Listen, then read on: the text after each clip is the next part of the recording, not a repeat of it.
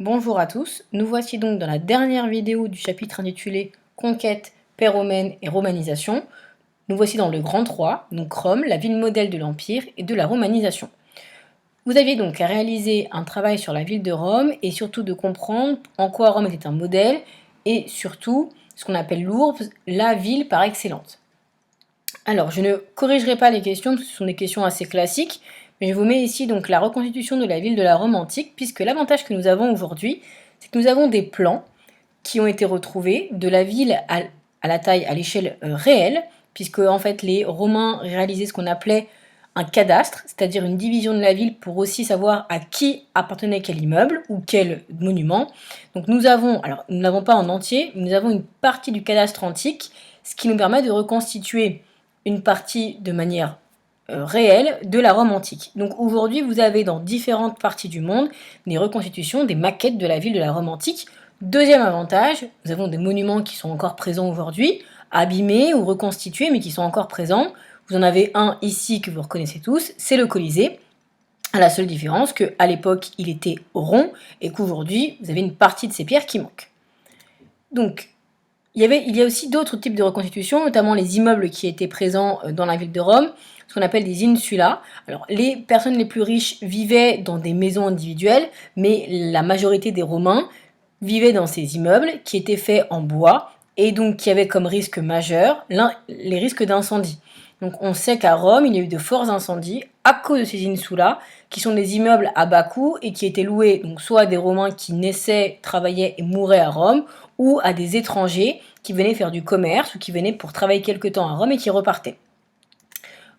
Aujourd'hui, voilà ce que je voulais vous montrer. Vous avez donc des monuments qui symbolisent cette Rome antique. Alors, le Colisée, qui était là pour faire des combats de gladiateurs ou d'autres spectacles. Et ici, l'arc de Constantin, qui est à côté, qui est ce qu'on appelle un arc du triomphe. Alors que vous pouvez voir ici, ce sont des reconstitutions de victoires militaires. Et ces arcs de triomphe servaient en général à symboliser des victoires, à célébrer des victoires. Et donc finalement, Rome est une métropole, comme on l'a vu dans le chapitre de géographie, puisqu'on y trouve les fonctions politiques, c'est-à-dire la présence de l'empereur qui vit à Rome avec son palais. Vous avez également les fonctions économiques avec les grands marchés, le forum, là où il y a la grande place du marché où les gens échangent et achètent des produits. Vous aviez aussi la fonction culturelle avec les temples que vous avez ici, donc tous les différents temples que l'on trouvait dans la ville de Rome, donc à la fois pour célébrer les dieux, mais aussi honorer les empereurs, je vous rappelle, avec le culte impérial. Et vous aviez également donc une fonction culturelle avec le Colisée ou encore les thermes qui sont des bains publics pour que les gens notamment puissent avoir une assez bonne hygiène dans la ville de Rome. Vous avez donc après à écrire la trace écrite, donc que la ville de Rome est la capitale de l'Empire, on l'appelle l'Urbs avec un U majuscule qu'on appelle la ville, elle est la représentation de la puissance de l'Empire, elle possède une population importante, de nombreuses activités commerciales et culturelles, c'est la métropole de l'Antiquité. Les empereurs qui y vivent l'embellissent par de nombreux monuments. Ils réalisent des arcs de triomphe pour célébrer leur puissance et leur victoire militaire. Ils réalisent également des temples, des lieux de loisirs pour la population de la ville. Ces bâtiments sont encore présents aujourd'hui, comme le Colisée, le plus grand amphithéâtre de l'époque, ainsi que des thermes, qui sont des bains publics et qui, en général, eux, ont disparu. Nous passons désormais au petit b, la romanisation de l'Empire. L'Empire romain, j'ai repris une carte que vous aviez au tout début de votre chapitre, est un empire qui est très large. Donc Rome est le centre névralgique, c'est le centre, la base, puis après, comme on a vu, les Romains se sont étendus jusqu'à l'Espagne, jusqu'à la Syrie, jusqu'à la Bretagne, ou encore jusqu'à l'Égypte. Tous ces peuples sont différents. On l'a bien vu quand on a étudié nous, les peuples de Syrie ou les peuples d'Égypte et les Romains ou les Grecs, on a bien vu qu'ils ont des points en commun, mais aussi des différences. Les Romains vont donc pour intégrer les peuples à l'Empire, ce qu'on appelle les romaniser, les rendre romans. Alors comment faire? Vous aviez une activité à faire sur la ville de Nîmes, donc d'Arles, pardon. Donc j'ai repris l'exemple de la ville d'Arles, nous verrons la ville de Nîmes après. Et finalement, si on compare le plan de la ville de Rome et le plan de la ville d'Arles, on se rend compte qu'il y a des points communs. Par exemple, l'amphithéâtre. Par exemple, le théâtre. Le forum, là où on fait des échanges de produits, et le culte impérial que vous avez derrière ici. Donc finalement, vous avez des points communs. Une ville qui est romanisée est une ville qui s'inspire finalement de la ville de Rome et donc des monuments romains. comme Rome. Rome, vous avez le Tibre, ici vous avez le Rhône qui traverse la ville d'Arles pour permettre les échanges et aussi aux populations de se déplacer, notamment dans d'autres zones de la Gaule. Donc première chose, romaniser une ville, c'est y créer et y mettre des monuments qui sont sur le modèle de la ville de Rome. Il y a aussi d'autres choses. C'est culturellement avoir des ressemblances avec, par exemple, c'est le cas des fresques ici, de l'Italie. Alors, vous aviez dans vos documents cet extrait d'une fresque d'une villa d'une femme qui jouait du violon. Je vous ai mis ici, et qui date du 1er siècle avant Jésus-Christ. Vous avez ici une fresque de la Villa des Mystères à Pompéi, qui est donc une ville située en Italie à côté de Naples, qui est connue parce que cette ville, elle a été recouverte par des cendres de volcans. Vous pouvez la visiter aujourd'hui. Elle a été conservée finalement grâce à l'éruption, puisque les cendres ont recouvert la ville et aujourd'hui, quand les archéologues ont sorti la ville de la terre, on peut voir finalement des maisons, des insulas, des temples, comme il l'était au 1er siècle avant Jésus-Christ. Et ici, finalement, vous avez, si vous regardez, les couleurs qui sont identiques et les formes des personnages. Donc, on s'est inspiré de ce qui se trouve en Italie, notamment culturellement, donc là dans la peinture, pour représenter des fresques en France. Et c'est le cas aussi dans d'autres pays. On trouve ce genre de fresques en Espagne, en Angleterre, en Égypte. C'est-à-dire que l'on s'inspire de la mode culturelle italienne pour refaire la même chose dans sa villa ou dans des monuments. Finalement, il faut être plus romain qu'un vrai romain pour vraiment se dire qu'on est romanisé. Autre chose, des cadeaux. Alors par exemple, ce bouclier offert à Auguste, c'était un de vos documents. On peut y lire « Le Sénat et le peuple romain à l'empereur César Auguste, fils du divin Jules, ont offert ce bouclier en hommage à son courage, à sa clémence, à sa justice, à sa piété envers les dieux et la patrie, lorsqu'il a visité la ville d'Arles en 26 avant Jésus-Christ. » Vous voyez que là, comme l'auraient fait les Romains de la ville de Rome, les habitants d'Arles vont remettre à Auguste ce bouclier comme signe d'hommage, donc du culte impérial. Ils vont donc réaliser, comme le feraient les Romains et les Italiens, le culte impérial, même si ce sont des Gaulois. Donc voilà, donc c'est par différents moyens. Il y en a d'autres que vous n'avez pas vu en fait finalement dans vos documents. Alors, je vous ai mis un autre exemple de ville, par exemple Tarragone, qui est une ville que l'on trouve en Espagne, qui est une ville finalement où vous avez comme dans la ville d'Arles, un cirque, un amphithéâtre, un théâtre, un forum et le temple du culte impérial. Voilà, c'était pour vous montrer finalement que toutes les villes romanisées ont des points communs. Elles ont en général un forum, c'est obligatoire pour avoir le marché, un temple impérial, un théâtre, un amphithéâtre. Donc si un jour, pendant les vacances, vous allez vous balader dans une ville antique par rapport au fait qu'il y ait des pierres partout, et que vous y trouvez un amphithéâtre, et que vous n'êtes pas du tout en Italie, c'est que vous tombez en général dans une ville romanisée.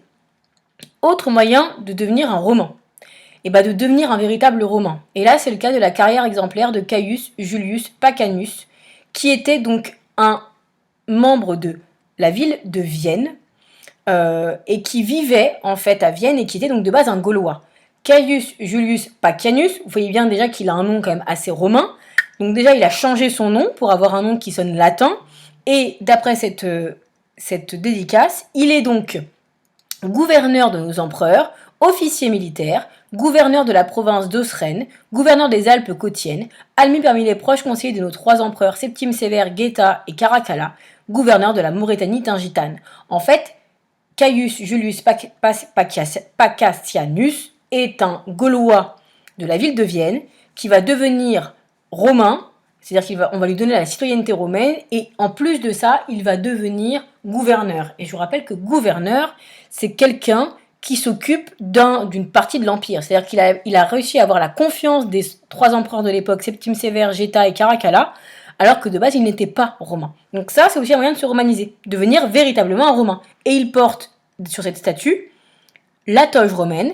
La toge romaine est un vêtement que seuls les citoyens romains peuvent porter. Si vous n'étiez pas un citoyen romain, vous ne pouviez pas la porter.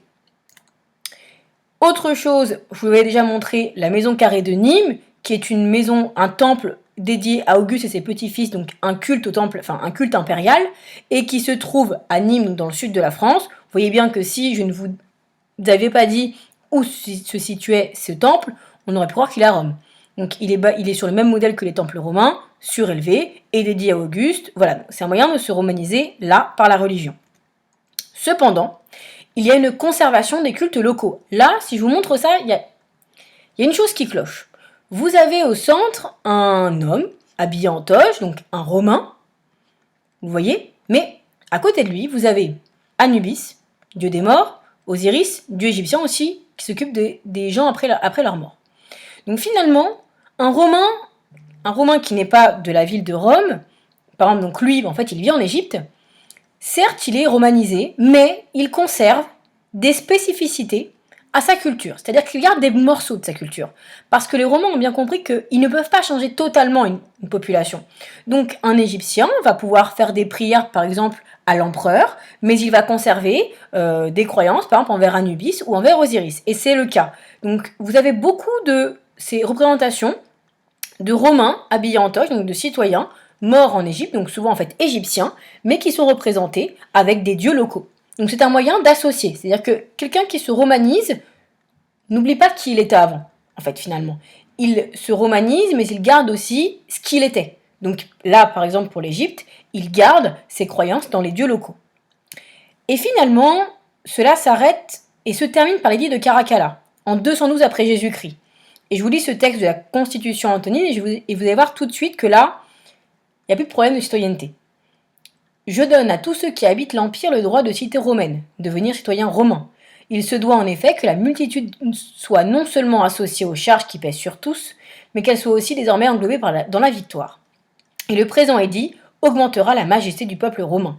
Il est conforme à celle-ci que d'autres puissent être admis à cette même dignité que celle dont les Romains bénéficient depuis toujours. En 212 avant Jésus-Christ, tout homme libre devient citoyen romain, qu'il vive en Syrie, en Angleterre, en Espagne, en Égypte ou en Afrique du Nord. Donc désormais, tout homme qui est libre, donc vous retirez les esclaves, est un citoyen romain. Ce qui ne veut pas dire qu'ils parlent tous le latin.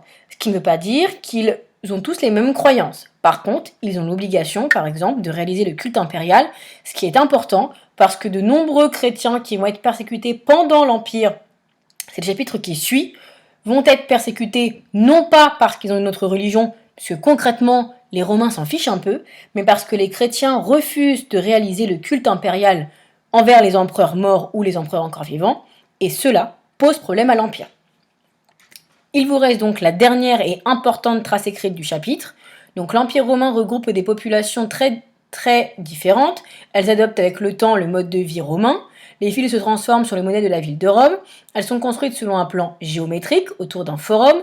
On trouve les mêmes types de monuments, amphithéâtres, théâtres, thermes, arcs de triomphe ou temples du culte impérial.